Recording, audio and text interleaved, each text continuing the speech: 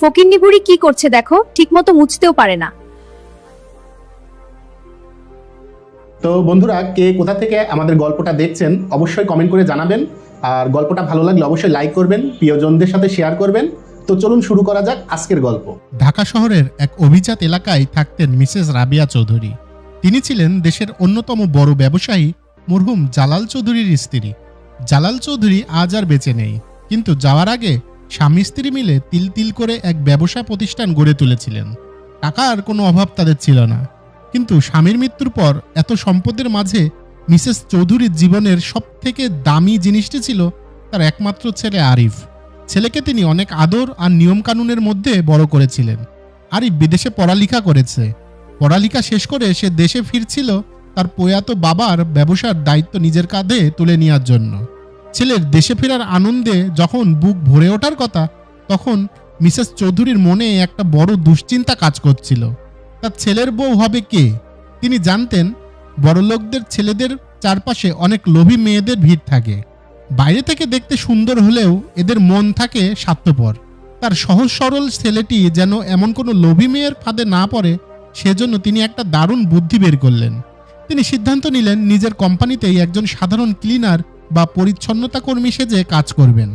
স্বামীর মৃত্যুর পর থেকে রাবিয়া চৌধুরী নিজেকে মিডিয়া এবং অফিসের জনসম্মুখ থেকে একদম আড়াল করে রেখেছিলেন। কোম্পানির সব বড় সিদ্ধান্ত তিনি বাড়ি থেকেই নিতেন, তাই সাধারণ কর্মচারীরা তাকে কখনো সরাসরি দেখেননি।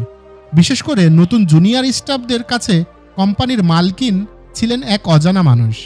এই সুযোগ কাজে লাগিয়েই তিনি ছদ্মবেশ নিলেন, যাতে কেউ ঘুণাক্ষরেও বুঝতে না পারে যে তিনি এই বিশাল কোম্পানির মালকিন। তিনি নিজে তার একমাত্র ছেলের জন্য জীবনসঙ্গী পরখ করে দেখতে চেয়েছিলেন। পরের দিন সকালে তিনি একটি পুরনো সাধারণ শাড়ি পরে কোম্পানিতে হাজির হলেন। এক হাতে ফ্লোর মোছার মপ, অন্য হাতে পানির বালতি। কেউ ভাবতেও পারল না তাদের কোম্পানির মালকিন একজন সাফাই কর্মীর ছদ্মবেশ নিতে পারে। তিনি অফিসে ঢোকা মাত্রই চারপাশ চুপ হয়ে গেল। পরক্ষণেই সবাই তাকে নিয়ে হাসাহাসি শুরু করল। লিদা নামের এক মেয়ে নাক কুচকে বিরক্ত হয়ে বলল, এই বুড়িকে এখানে কে ঢুকতে দিল? পাশ থেকে তানিয়া নামের আরেকজন হেসে বলল, হয়তো গ্রাম থেকে আসার পথে রাস্তা ভুলে এই বিল্ডিংয়ে ঢুকে পড়েছে। এ কথা শুনে অন্যরাও খিলখিল করে হেসে উঠল। মিসেস চৌধুরী চুপচাপ ফ্লোর মুছতে লাগলেন। সারা জীবন অনেক সম্মান পেয়েছেন তিনি, আজ তাদের চোখে তিনি নিছকই এক গরিব ও অসহায় ক্লিনার। ফ্লোর মুছতে নিচু হতেই তানিয়ার তীক্ষ্ণ গলা শোনা গেল, এই বুড়ি, ওইখানটায় তো ময়লা রয়ে গেছে।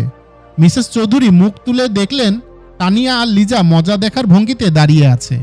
এসব কাজ করে মিসেস চৌধুরীর অভ্যাস ছিল না, তাই একটানা কাজ করতে গিয়ে তিনি হঠাৎ ক্লান্তি আর দুর্বলতায় ভারসাম্য হারিয়ে কোম্পানির লবির ঠান্ডা টাইলসের উপর আশ্রে পড়লেন।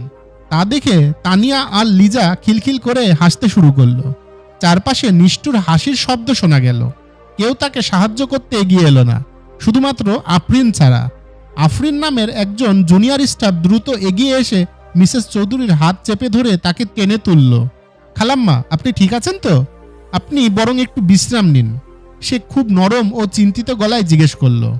মিসেস চৌধুরী আফরিনের চোখের দিকে তাকালেন, তার চোখে দয়া ও মমতা। তানিয়া বিরক্ত হয়ে আফরিনকে ধমক দিয়ে বলল, পরের বার সাবধানে হাঁটতে বলবে বুড়িকে। আর তুমি ওর ময়লা পরিষ্কার করছো কেন? আফরিন এবার চুপ করে থাকতে পারল না। সে তানিয়ার চোখের দিকে সরাসরি তাকিয়ে কড়া গলায় বলল, বয়স্ক একজন মানুষ পড়ে গেছেন, আর তা দেখে হাসাহাসি করাটা কোনো সুস্থ মানসিকতার কাজ নয়। আর বিপদে কাউকে সাহায্য করলে কেউ ছোট হয়ে যায় না। তানিয়া এ কথা শুনে রেগে মুখ কালো করে ফেলল। এরপর আফরিন নিজেই ফ্লোরটা মুছে পরিষ্কার করে দিল এবং ভিজা মপটি তুলে বালতিতে চিপে মিসেস চৌধুরীকে ফেরত দিল। ফিসফিস করে বলল, খালাম্মা, সাবধানে থাকবেন। আজ এত বছর পর কেউ তাকে এত মমতায় খালাম্মা ডাকায় মিসেস চৌধুরীর হৃদয় ভরে উঠল। মিসেস চৌধুরী মনে মনে হাসলেন। তিনি এমন একজনকে পেয়ে গেছেন যাকে অন্তত ভালোভাবে খেয়াল করা যায়। পরের দিন দুপুরে মিসেস চৌধুরী ক্যান্টিনের দিকে গেলেন। তিনি আগের দিন রাতে নিজের হাতে সাধারণ কিছু মজার বাঙালি খাবার তৈরি করেছিলেন, হাঁসের মাংস ভুনা আর চিতই পিঠা। বাটিটা টেবিলে রাখতেই মাংসের দারুণ সুবাস চারপাশে ভরে উঠল। সেখানেই ছিল তানিয়া ও লিজা। তানিয়া ও লিজা সেখানে এসে নাক সিটকে বলল, উফ, মনে হচ্ছে এই ক্লিনারের খাবার, একদম বস্তির গন্ধ। কিছুক্ষণ পরেই আফরিন সেখানে এলো। সে মিসেস চৌধুরীর টেবিলে গিয়ে বসল এবং মিষ্টি করে বলল, কেমন আছেন খালাম্মা? আফরিন নিজের টিফিন বক্স খুলল, যেখানে ছিল সাধারণ ভুনা খিচুড়ি আর ডিম ভাজা। তানিয়া বাঁকা হেসে আফরিনকে বলল, তুমি আসলেই ওর সাথে বসে খেতে চাও? আফরিন উত্তর দিল, কেন নয়। তারপর সে মিসেস চৌধুরীর বাটির দিকে তাকিয়ে বলল, খালাম্মা, খাবারটা তো খুব দারুণ লাগছে, আপনি নিজে রেঁধেছেন?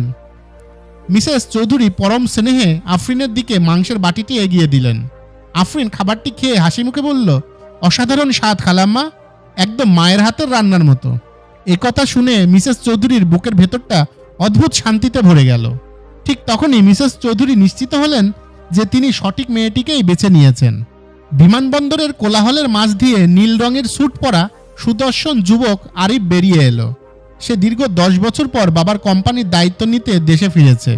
আরিফ অফিসে পা রাখতেই সবাই তাকে স্বাগত জানাতে ব্যস্ত হয়ে পড়ল। মেয়েরা তড়িঘড়ি করে মেকআপ ঠিক করে সোজা হয়ে বসল। কিন্তু আরিফ ভিতরে ঢুকতেই ফ্লোরের মাঝে মুছামুছির কাজ করতে থাকা এক বয়স্ক ক্লিনারের উপর তার চোখ পড়ল। আরিফ এক দেখাতেই চমকে উঠল, আরে এ তো তার মা। তার মা কোম্পানির চেয়ারম্যান হয়ে ফ্লোর মোছার কাজ কেন করছেন? সে কিছু বলতে যাবে এমন সময় মিসেস চৌধুরী চোখের ইশারায় তাকে চুপ থাকতে বললেন। আরিফ মায়ের ইশারা বুঝতে পারল এবং স্বাভাবিক থাকল। গম্ভীর মুখে সে নিজের বিশাল কেবিনে চলে গেল। একটু পর মিসেস চৌধুরী চুপি চুপি আরিফের কেবিনে ঢুকলেন। আরিফ অবাক হয়ে জিজ্ঞেস করলো, মা, এসব কি? তুমি এই পোশাকে কেন? আর এসব কি করছো? মিসেস চৌধুরী হেসে সব খুলে বললেন।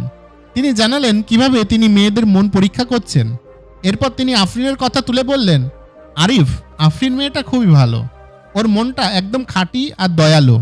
আমার বিশ্বাস ওর মতো মেয়েই তোমার জীবনের জন্য সঠিক হবে। মায়ের মুখে আফরিনের এত প্রশংসা শুনে আরিফের মনে মেয়েটির প্রতি আলাদা সম্মান ও আগ্রহ জন্ম নিল। মায়ের কথা শোনার পর আরিফ অফিসে আফরিনকে একটু আলাদাভাবে খেয়াল করতে শুরু করলো। কাজের ফাঁকে বিভিন্ন ছুতোয় সে আফরিনের সাথে কথা বলতো। আরিফ দেখল মেয়েটি সত্যিই খুব সাধারণ, সৎ এবং মিষ্টি স্বভাবের। ধীরে ধীরে আরিফ ও আফরিনের মাঝে চমৎকার একটি বন্ধুত্ব তৈরি হলো, যা অল্পদিনেই ভালোবাসায় রূপ নিতে শুরু করলো। অফিসে এই খবর ছড়িয়ে পড়তে বেশি সময় লাগলো না। আরিফ ও আফরিনের এই ঘনিষ্ঠতা দেখে তানিয়া রাগে আর হিংসায় জ্বলে গেল। সে ভেবেছিল তার রূপ আর স্মার্টনেস দিয়ে সে আরিফকে পটিয়ে ফেলবে, কিন্তু এক সাধারণ মেয়ের কাছে সে হেরে যাচ্ছে এটা সে কোনোভাবেই মেনে নিতে পারল না। তানিয়া একটি ফোন দিয়ে আটল। সে আফরিনকে ফোন করে বলল, জরুরি একটা কথা আছে, আজ সন্ধ্যা 7টায় গ্র্যান্ড রয়্যাল হোটেলে একা আমার সাথে দেখা করো প্লিজ। সন্ধ্যায় আফরিন সেই হোটেলে গিয়ে দেখলো তানিয়া বসে আছে। তানিয়া কোনো ভঙ্গিতা না করে সোজা একটি খাম টেবিলের উপর রাখলো। আফরিন অবাক হয়ে তানিয়ার দিকে তাকালো। আপনি আমাকে এত টাকা কেন দিচ্ছেন? তানিয়া তীক্ষ্ণ গলায় বলল, এই খামে 5 লক্ষ টাকা আছে, এই টাকাগুলো নাও আর কোম্পানি ছেড়ে চিরদিনের জন্য চলে যাও। আরিফের জীবন থেকে একদম দূরে সরে যাও, তুমি ওর যোগ্য নও।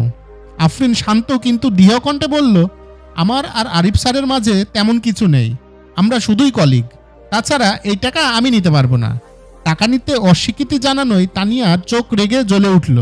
সে দাঁতে দাঁত চেপে আফরিনকে হুমকি দিয়ে বলল, তুমি বড় ভুল করছো আফরিন, এর ফল তোমাকে চরমভাবে ভোগ করতে হবে, আমি তোমাকে শেষ করে দেব।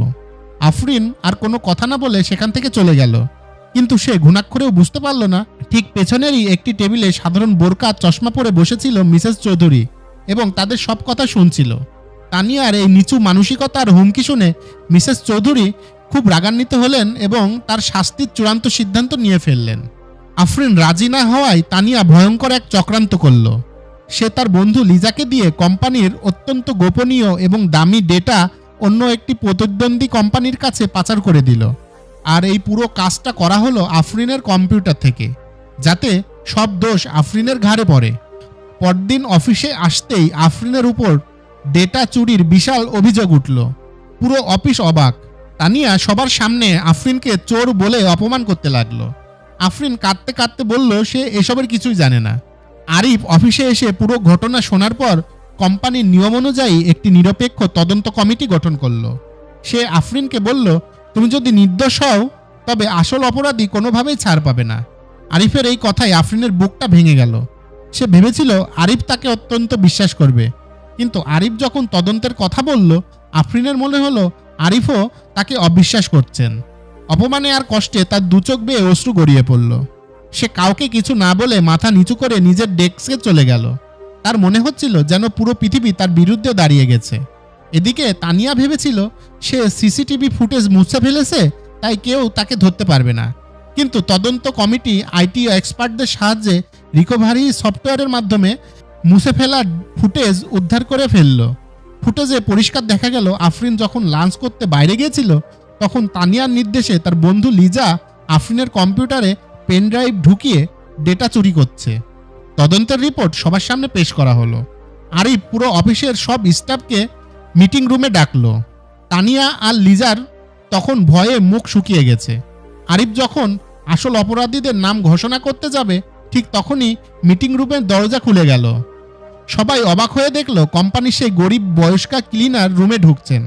তবে আজ তার পরনে পুরনো শাড়ি নয়, বরং অত্যন্ত দামি সিল্কের শাড়ি, গায়ে রাজকীয় গহনা এবং চোখে মুখে এক অদ্ভুত অভিজাত্য। পুরো অফিস স্তব্ধ। তানিয়া আর লিজার চোখ ছানা বড়া হয়ে গেল। আরিফ এগিয়ে গিয়ে সসম্মানে বলল, আসুন, কোম্পানির চেয়ারম্যান এবং আমার মা মিসেস রাবিয়া চৌধুরী। কথাটি বোমার মতো ফাটল সবার মাঝে। তানিয়া কাঁপতে শুরু করল।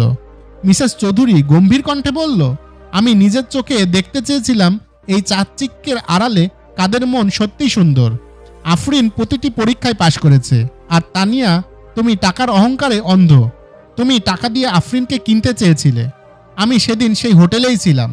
তানিয়া আর লিজা কাঁদতে কাঁদতে মাপ চাইতে শুরু করলো, কিন্তু মিসেস চৌধুরী কোনো দয়া দেখালেন না। তিনি বললেন, যারা নির্দোষ মানুষকে ফাঁসায় এবং কোম্পানির সাথে বেইমানি করে তাদের এখানে কোনো জায়গা নেই। মিসেস চৌধুরী কড়া গলায় বললেন, আরিফ, তানিয়া আর লিজাকে এখনই ঘাত ধাক্কা দিয়ে অফিস থেকে বের করে দাও। সাথে সাথে সিকিউরিটি গার্ড এসে তানিয়া ও লিজাকে অফিস থেকে বের করে দিল। তাদের সমস্ত অহংকার মাটিতে মিশে গেল। এরপর মিসেস চৌধুরী পরম স্নেহে আফরিনকে কাছে টেনে নিলেন। তিনি সবার সামনে ঘোষণা দিলেন, আফরিন শুধু তার সততার পরীক্ষাতেই পাশ করেনি, বরং তার কাজের দক্ষতাও প্রমাণ করেছে। আজ থেকে আফরিন এই কোম্পানির নতুন প্রোডাক্ট ম্যানেজার হিসেবে প্রমোশন পেল। পুরো অফিস আনন্দে করতালিতে ফেটে পড়ল। আরিফ আফরিনের দিকে তাকিয়ে হাসল। আফরিনের সব কষ্ট আর অভিমান চোখের অশ্রুতে ধুয়ে মুছে গেল। সে বুঝতে পারল আরিফ তাকে অবিশ্বাস করেনি, বরং তাকে সবার সামনে সম্পূর্ণ নির্দেশ প্রমাণ করার জন্যই তদন্ত কমিটির এই নিয়মটি সে মেনেছিল। এর কিছুদিন পর এক সুন্দর সন্ধ্যায় মিসেস রাবিয়া চৌধুরী তার ছেলে আরিফ আর আফরিনের বিয়ের প্রস্তাব নিয়ে আফরিনের বাড়িতে উপস্থিত হলেন। আফরিনের মায়ের সম্মতিতে খুব ধুমধাম করে আরিফ ও আফরিনের বিয়ের অনুষ্ঠান আয়োজন করা হলো। বিয়ের দিন এক চমৎকার চমক অপেক্ষা করছিল। স্টেজে বসে যখন সবাই আনন্দে মেতে আছে, তখন আফরিন মুচকি হেসে মিসেস চৌধুরীর কানের কাছে ফিসফিস করে বলল, মা, আপনি কি ভেবেছিলেন আমি আপনাকে চিনতে পারিনি? অফিসে জয়েন করার প্রথম সপ্তাহেই কোম্পানির পুরনো এক ম্যাগাজিনে আমি আপনার ছবি দেখেছিলাম। আমি প্রথম দিন থেকেই জানতাম আপনি কে, কিন্তু আমি আপনাকে কোম্পানির মালকিন হিসেবে নয়, বরং একজন মায়ের মতোই ভালোবেসেছিলাম। একথা শুনে মিসেস চৌধুরী বিস্ময়ে হতবাক হয়ে গেলেন। পরক্ষণেই তার দুচোখ বেয়ে আনন্দের অশ্রু গড়িয়ে পড়ল। তিনি হাসিমুখে পুত্রবধূকে পরম মমতায় বুকে জড়িয়ে নিলেন। তিনি বুঝলেন তিনি সত্যিই এক খাঁটি হীরার সন্ধান পেয়েছেন। সততা, ভালোবাসা আর মানবিকতার এক অপূর্ব মিলনের মধ্য দিয়ে গল্পটির এক নতুন সুন্দর অধ্যায়ের সূচনা হলো। আজকের গল্পটি যদি আপনাদের ভালো লেগে থাকে অবশ্যই আপনার প্রিয়জনদের সাথে শেয়ার করবেন। আবার দেখা হবে আগামী কোনো গল্পে। ততদিন পর্যন্ত ভালো থাকুন, সুস্থ থাকুন এবং নিরাপদে থাকুন।